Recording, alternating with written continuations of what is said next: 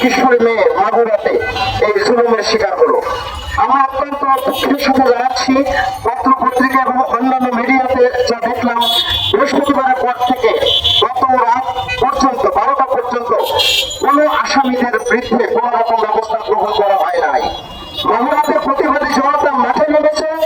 গতকাল 11টা পর্যন্ত তারা মাঠে ছিল, 12টা পর্যন্ত ছিল। আপনারা জানেন এটা রমজানের দিন, কাজে সাহেবের জন্য সবাই বাসায় গিয়েছে, নামাজে চলে গিয়েছে। এই সময় রাতের আধারে মাগুরা কোর্ট রাত্র 12টায় মাঝরাতে অপরাতে সেখানে বসছে এবং অর্থ সকালে প্রত্যুষে 12টা 1 মিনিটের পরে সেখানে রায় দেওয়া হলো এবং 7 দিন 5 দিন 6 দিন এভাবে যে অ্যারেস্ট করা হয়েছিল তাদেরকে রিমান্ড দেওয়া হলো।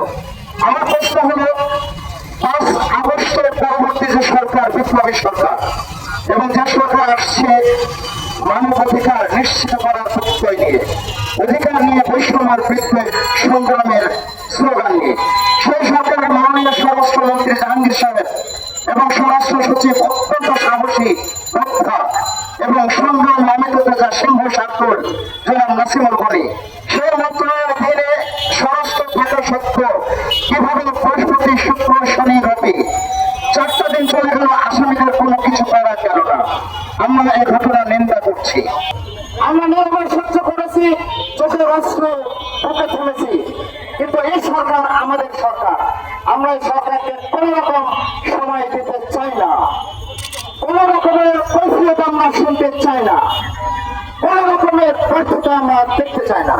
আমাদের হিসাব পরিষ্কার, যদি রাষ্ট্র চালাতে পারেন রাষ্ট্র চালাবেন, আর রাষ্ট্র চালাতে না পারলে look for alternative, resign and replace. সাধারণের ফুটপাতে চলতে গেলে তখন গায়ে ধাক্কা লাগে, এটা হয়তো অন্য কেউ বুঝবে না, একটা ছেলে কিন্তু বুঝবে না। আমাদের প্রত্যেকটা নারী কিন্তু একটা বুঝে, একটা সাধারণ চলতে গেলে কতটা গায়ে ধাক্কা লাগে। আসলে আমাদের সমাজটা আমাদের খুব ভঙ্গ করে রাখে, নিম্ন করে রাখে, ভাবে আমাদের কোনো শক্তি নাই, মানে আমাদের অতটা পাওয়ারফুল ভাবেই না। আমি একটা উদাহরণ দিই, একটু আগেই আমি যে মাইকটা ধরবো কিনা, মাইকটা অনেক ভারী, এটা নিয়ে আমাকে বলো মাইকটা ভারী, আমি ধরছি, সমস্যা নাই। মাইকটা কি এতটাই ভারী যে আমি ধরতে পারবো না? শুধু এটা না,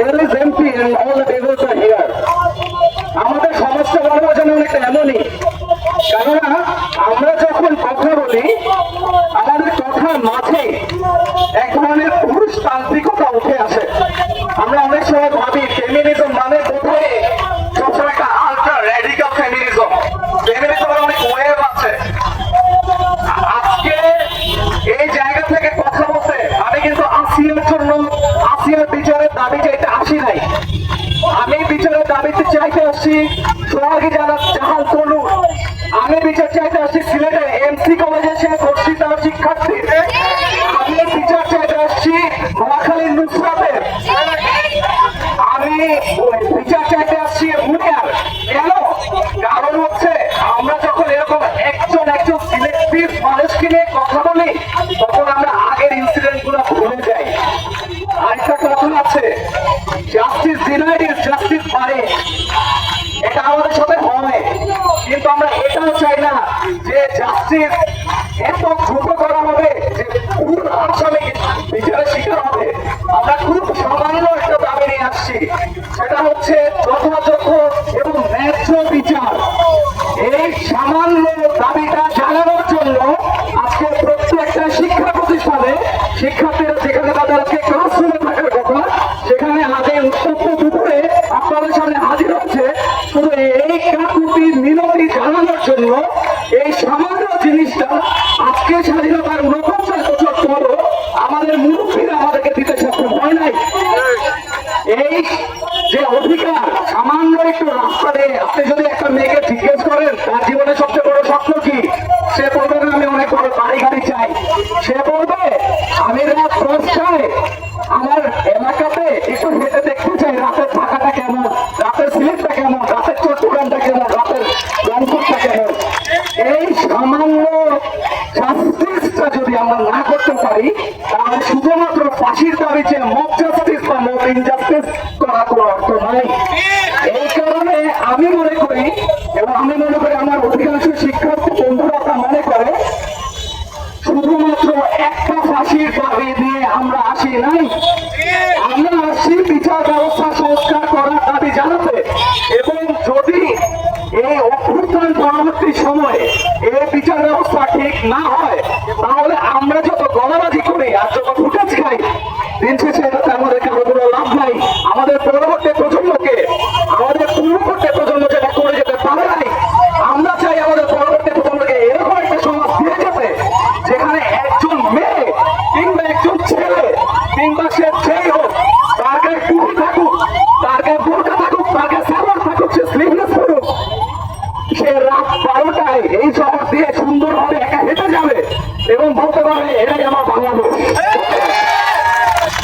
বিচার দিয়ে আপনারা আবার যার যার মতো জায়গায় চলে যাবে, তারপর যদি পরে আবার সেই ঘর্ষণের ঘটনা, এটা আমরা চাই না। ঠিক আছে, আমরা চাই বিচার হবে, সাথে এমন পরিস্থিতি সৃষ্টি করতে হবে যাতে ধর্ষক ভয় পায় যে আমি একটা নারী মানুষকে দেখতেছি আমি সম্মানের চোখে তাকাবো, আমি একটা নারী মানুষকে যেতে দেখতেছি আমি চোখ নিচু করে তাকাবো। চোখ নিচু করে তাকানোর কথা না বললাম, সম্মানের দৃষ্টিতে তাকাইলে হলো। একটা নারী মানুষকে দেখতে দেখলে না আমার তাকে কাজ করতে হবে, ও মাই গড সে আমার থেকে অনেক দূরে, তাহলে কেন দিয়ে একটা ছেড়াবে, এগুলো করা যাবে না। এগুলো কোন ধরনের মানসিকতার পরিচয়? আরেকটা ব্যাপার হচ্ছে যে একটা ছোট ছোট বাচ্চারা ইদানিং রেপ হচ্ছে, এটা নিয়ে কোনো মানে ভাইরাল হচ্ছে কি ধর্ষক মানে ভিকটিম যে সাক্ষী মারা, ধর্ষকের চেহারা কোথায়? আমি তো ধর্ষকের নাম জানি না, আমি তো ধর্ষকের চেহারা এত ভাইরাল হতে দেখি না।